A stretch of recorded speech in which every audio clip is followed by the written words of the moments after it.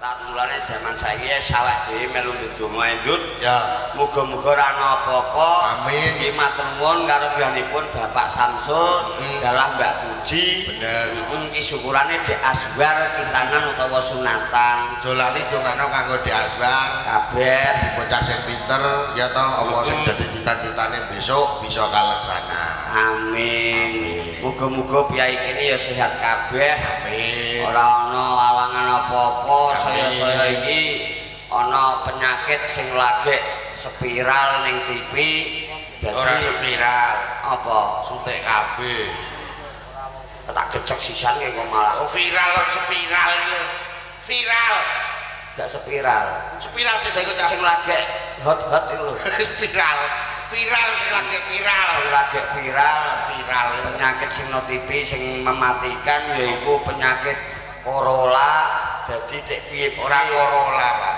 apa bemo kol brondol lho ya malah nesunan iki piye Corolla mobil Corona oh penyakit corona sing saka luar negeri sing lagi berbahayane ya kuwi ning beda corona ning luar negeri karo corona ning Indonesia ya padha no beda nek corona ning luar negeri kuwi sejenis virus yang ditularkan melalui udara yang itu apa kuwi mergo saka panganan iwak utawa daging binatang sing mentah contohnya kayak flu asma dan sebagainya dan bisa menyebabkan kematian loh ya ini corona dan Indonesia dah ngono beda Indonesia apa Indonesia corona itu penyakit apa bahan TikTok kanggo cah nom-nom singkatan corona komunitas rondo mempesona cah nom-nom iki saiki menunggu penyakit malah dienggo modal medsos makanya pendidikan anak usia dini nganggo apa itu HP dan sebagainya harus diperketat kanggone wong tua tapi nek TV malah HP yang nonton TV tambah pengalaman contohnya ngerti penyakit iku mang corona terus ning TV siaran saben dina mesti narkoba janjane asli narkoba ki apa narkoba ya sering laut kae sing nyopir kapal iku nakoda goblok lho nakoda narkoba kok nakoda wingi iku sing goblok iki kowe ning latung nakoda iki duduk ngono iku lha piye nakoda yo pancen bener ngono iku kok lho narkoba asline piye narkoba aku dhewe ra ngerti aku yo krungu-krungu sarangku nek narkoba ya ning laut kae sing nyopir kapal iku jenenge nakoda ora nakoda ya sing permen bunder ngono kae dipangan rasane pedes-pedes iku pagoda goblok iku pagoda ora toto iki pagoda ora pagoda iku goblok ora sekolah to Pak ketambah tuwa tambah goblok sing tambah saya kaneng goblok ya kowe iku pagoda iki duduk permen wajengane Pak Jokowi wae lho lha nek iso tekan Pak Jokowi bareng lapo pagoda lambang negara Indonesia lho burung pagoda iku jenenge burung Garuda burung Garuda dari burung pagoda burung Garuda iki gak iku apa burung Garuda sing banci dolan rene mal iku dida iku lah kaya ngawur lah kaya ngawur sing ora kok ya narkoba itu sejenis apa iku ya obat terlarang narkoba narkotika dan obat-obatan terlarang jangan sekali-sekali pakai narkoba apa nek kaya sampean ora ngerti ora usah jangan coba-coba lho narkoba ini bahaya lho nah aku malah apik no narkoba kok apik narkoba kebiasaane bojoku lho apa itu narkoba kan singkatannya apa narkoba itu narik kolore bapak jadi kalau narkoba narik kolor ya tunggale kowe corona narik komunitas rondo mempesona mulono kok ya iki gojek sawetara jenenge wong tuwa karo ketemu suwe ra tau petuk kan guyon sing ra tau petuk ya perkara gak tau main jarang ana tanggapan siswa budaya tempat liyane kan sasine lagi sasi sepi sing kandha sapa lho nyatane ketoprak siswa ndek pira iki lah siswa budaya iki ndek 13 lho 13 apane 13 oh sak aku ora ana ha 13 ya sing 3 tanggapan ketoprak lah sing 10 lunga ngedos lagi tandur Pak. Tandure lagi mulai semi. Jas iku lagi wis ya. Nek alhamdulillah tenan dongamu karo dongaku Pak Klenteng. Matur nuwun. Di dongake masyarakat kene kabeh nyatane pentas daleme Pak Samsul awan bengi ora ana masalah apa-apa. Ora ana masalah apa-apa. Mau bengi diguyur hujan mulai mari magrib nganti ketoprak rampung. Mumpun tiang lho Pak Samsul. Iya iki jalukane Pak Samsul. Mergo apa? Dagelan metune kira imang jam pira? Lho iki mau sunan Pak sore. Lah iya ketoprak mulai sore. Piye? Sunane Pak Samsul. Mangane aku seneng. Senenge piye? Ketoprak anggere mulai sore. Biasane dagelan kan metune setengah loro. Heeh. Jam 2 kliwat. Jam 2 kliwat. Emang jam 1 ora ana wis metu. Wis metu dagelan. Sebabnya ketoprak iku jam 2 bar mergo main sore. Lha iki kok Jam 2 bar main. ya aja nundut. Jam 8 wis gambyong. Ha jam 8 gambyong lagi nggo langganan to Mas gitu. Piye to? Nek jenenge nggo langganan supaya meneh kene bolak-balik iki jam 2 aja dirapuke. Senajan ning kono-kono main sore, rapuke jam 2. Nek ning kono-kono, nek ning kene aja nganti jam 2 rampung aja nganti. Kudune dikaceki. Golek pasaran. Golek pasaran. Aja nganti bar jam 2. Aja nganti bar jam 2. Jam pira iki kok? Kudune iso ora iso kudune setengah 2 kudu bar. Sesuk diantem botok karo kursi dasem kok. Kok diantem botok piye? Lah golek pasaran kok malah mbok enteki wektune lho. Ya omong urung tutup kok. Lah maksudnya Setengah 2 rampunge dagelan untuk nolak kon nganti setengah 3. Ora masalah. Lho lakune sunan are. iya. Tan kena ora iki cingkir watu. Goblok kok cor lair Pak. Lho iki malah lakone. Ora ana kok cingkir dadi ratu ora ana. Lah apa iki? Cingkir ratu. Yang ngene iki. Lakon sunan makane tontonan sing paling penak dideleng iki ketoprak. Ada iso kepenak Saka tembunge ketoprak, keto dan prak. ke ku apa? Kaya ketuhanan harus diutamakan. Najan awake dhewe seniman ketoprak aja nganti ninggal sembayang. Lah, Oh, lah gayane. lha iki tenang. Ditinggal sembayang aja nganti nek ditinggal ngantuk ya lah. Iku ora ngantuk ngelamun. Nyicil iku nyicil turu. Lha iki pancene tenan. Piye? Ketoprak yo ngono kuwi. Heeh. Iku sing Lah sing tok. iku tontonan kudu iso dadi tuntunan sing apik. Loh, sebagai tontonan awake dhewe memberikan contoh yang baik kepada masyarakat. Oh, tontonan ya anak Prak iki praktis dan ekonomis. Lho, ning ndi ora ana. Kowe nanggap pengajian paling mentok ya ana kiyaine, ora ana dagelane jarang. Campur sari ya paling dangdutan ora ana kepruke. Tapi nek ketoprak sembarang dhewe ana. Kepruk, tari-tarian, salto. Ora ucil, Mang. Sing ucil dikeplaki ndase nganti akeh ucul, Mang. Yo. Ucul. Ayo ora ana nek ora ning ketoprak ora ana. Apa meneh jalukane Mang lakone sunan tinggal ana sunane, ana ceramahe, ana dakwahe. Ketuhanan sing diutamakan, terus tontonan kudu dadi tuntunan, terus praktis dan ekonomis. Praktis nak sing dikene sing ketoprake ya. Lah piye? Sing kudu tele-tele sing nanggap ah. Kok iso tele-tele. Sing nanggap wis sampe praktis piye wong lele patang nampan kok lebar. Piye je? Iku bukan praktis piye? Ora ancen anggotane akeh kok. Lah wong kowe teko kan mek siji yo mek loro. Lho ki jeng isi-isine dagelan no. Dagelan mek loro ku tahu Aku ngerti ki Mang. Tahu mek lele tek loro, aku mek gak loro. Pira? 3 biasane. Ajek niku. Taman gak mbok genepi 4 nggo bojomu nomah. Kok senenganmu tekan mek siji-siji nyatane kowe sing marahi kok. Awan mau ijono sugunan daran. Piye? Enak ning medeni wong. Panganan apa? Sego pecel. Wong bento erah Lho, endi wong bento? iki.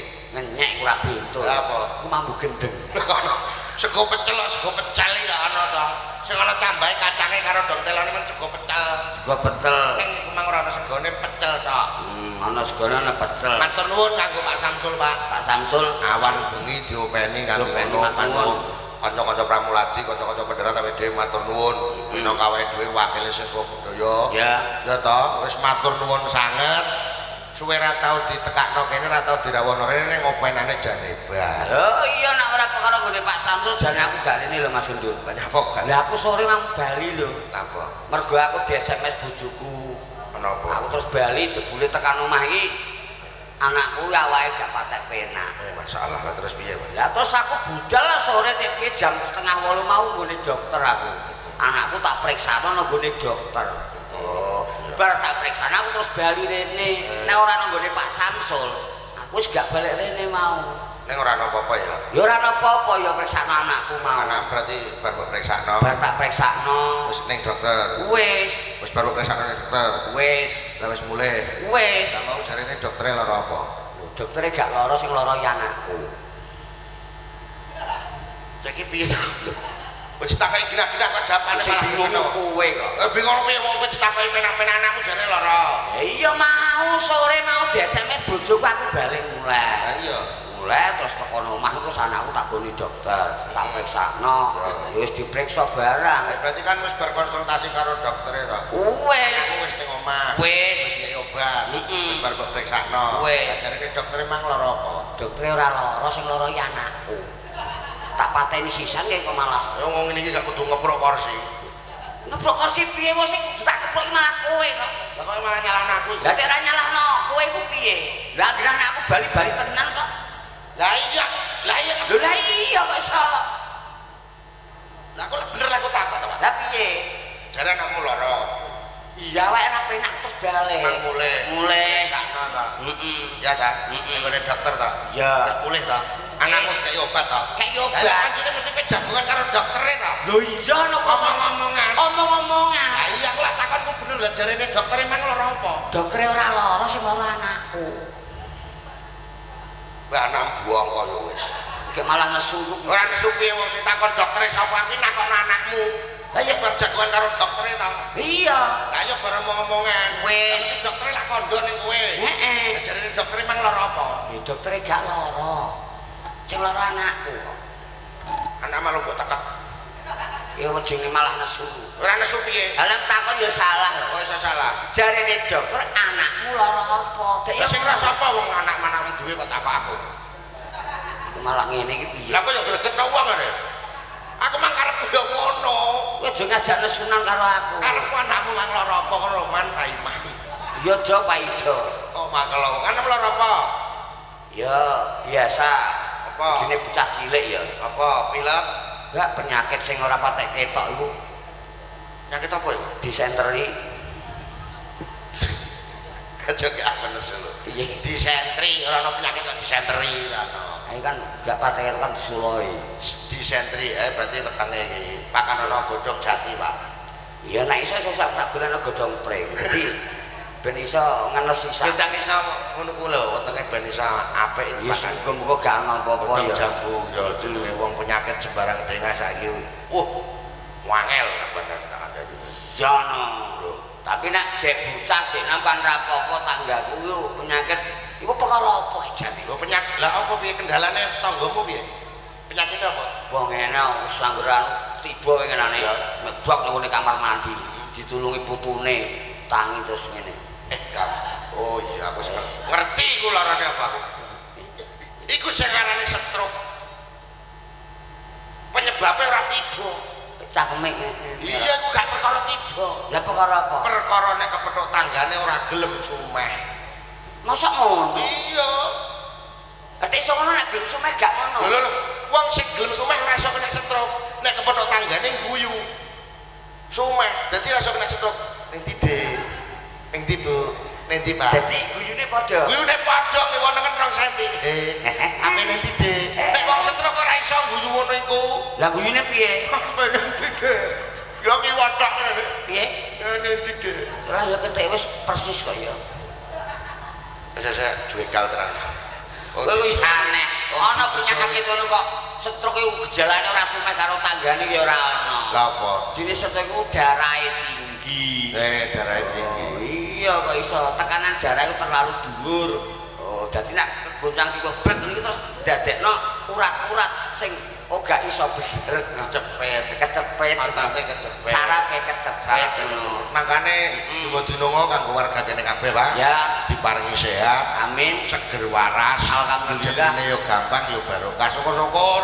Ora mung pas digawe tok, ora mung ngajak tok. Ya. Awake dhewe sak kanca siswa budaya ana acara sedekah bumi ta apa iso dirawuhno mrene kanggo nglipur dulur-dulur kene kabeh. Amin alhamdulillah. Ora iso suwe-suwe awake dhewe iki. Ya. Mergo kepepet kahanan, kepepet lakon.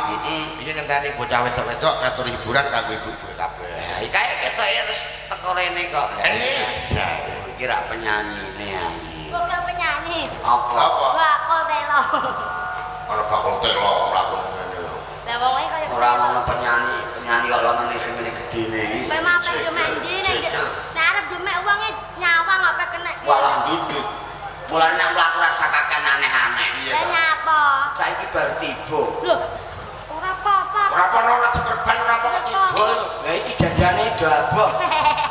Iku ora apa, Mas. Apa? Awan bayi sing jenenge susu ya. Duduk. Iki duduk susu. Dagelan ngomong kok susu. Udun. Jajal demek ah.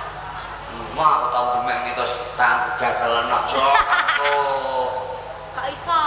Gantung. Nanti gantung apa? Lho. Iki kowe demek ora nggonmu susu bayar. Ini bahaya. Bayane nggo ndi? Susu ya nulung yo ning mendong. Lho kok iso? Bisa nulung piye menurut piye? Ngerti maksudnya susu itu apa? Apa? Susu. Ya susu air susu itu. Beda lho. Iya no. Ora. Apa ora? Susu iki ana loro. Apa? Nek biyen, nek saiki malah telu. Telu apa ae? Asi, Nasi air susu ibu. air susu ibu. Lho, ya ta? Ya. Sing nomor loro asu. Asu kok tak dasem. Ora jangan tandas kuwi. Deni. Ono asu karo asu. Ora asi karo asu. Ana asu apa? Air susu ibu, nek asu air susu umum. Oh. Sing nomor telu ana nek Apa? Suzuki. Apa itu? Mantap.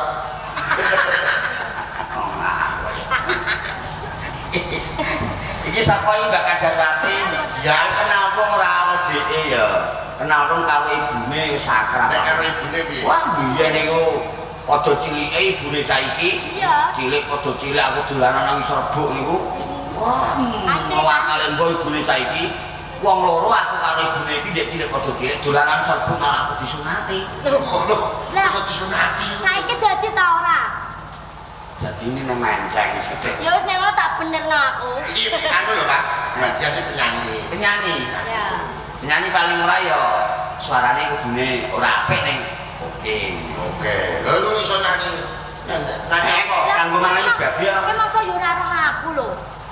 Aku kulino nyanyi lho, show. Selain nyanyi, Bu, anu ke Kelebihan apa? bakatku. Nah, ngono ditonjolkan. Selain jadi penyanyi mungkin punya kalian lain. Kalau ayo duwe to mosok ku yo ora ndadak takok. Kalian lain aku ya wis mesti duwe tandur iso. Terus ngamen, Tetek. matun. Penyanyi kelaline kok tandur. Kalian, Ya tandur ya angel lho, tandur wong iso lho Mas Tamu. Sing penting kan tandur cek angel, sing penting wong ora ngantuk. Kok iso Tandur iki gampang, sing penting ora ngantuk. tandur kok mirip kowe kowe dan tandur iki ngene lho. Ya iso nek omah tandur.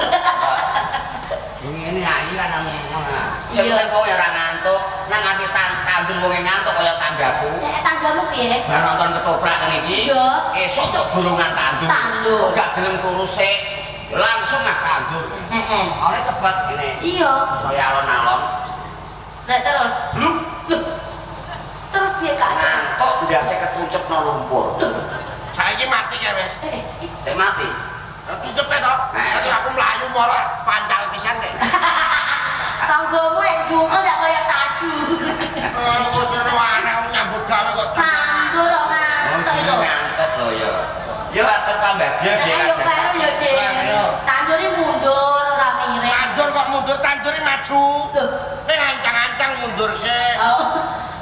Tandure mundur ini lho. Jijro lupat. bokonge lho. Lho kudune ngono. Mosok tandur.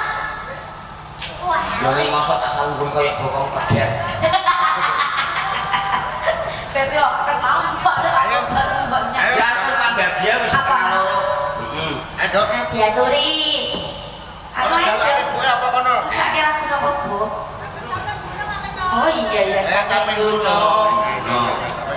Diaturno kaping gunung. Ayo Jo taping gunung. Kaping gunung, Bro. Monggo aja. Diaturi nggih, Bu. Sunane nae. Ah, penake ngono nek mersane kok ya, Pak. Yo penak jenenge samu barang ora penak. jajan turah ya penak. Lah nek jajan turah kursi turah ya kena digo sebujung. Lah ya wong siji kursine loro kok. Bature do siji lho. Ora kok malah kaya bareng lairno.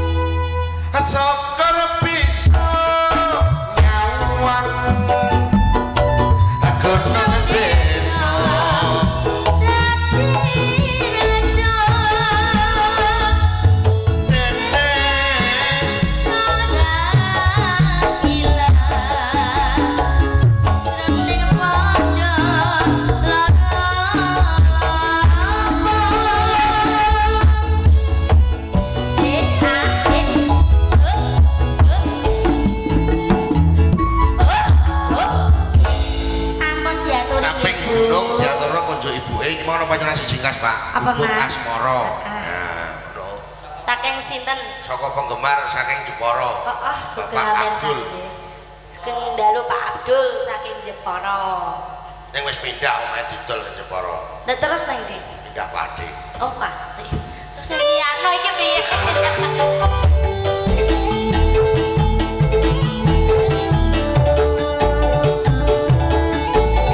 Karo ranti bendarane dhewe Pak ya.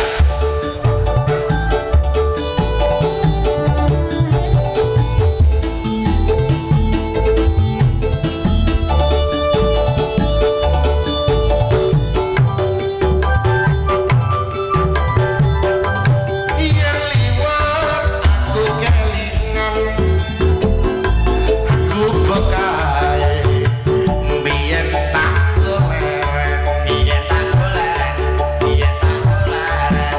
ning cagak gabah tulisan warna abang tondo isih prawan Ojo isih rapat.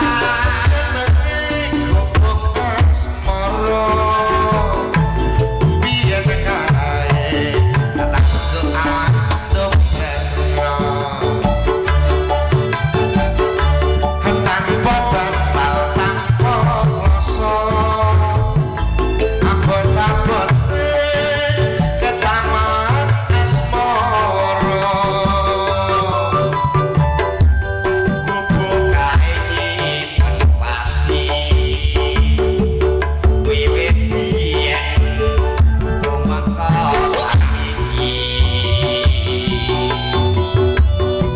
Gubuk kae gagah crita. Wiwit wengi nganti gerak raina. catetan jroning ati katan luntur saya marati aku kowe dadi garwa merga leren ning gubuk asmara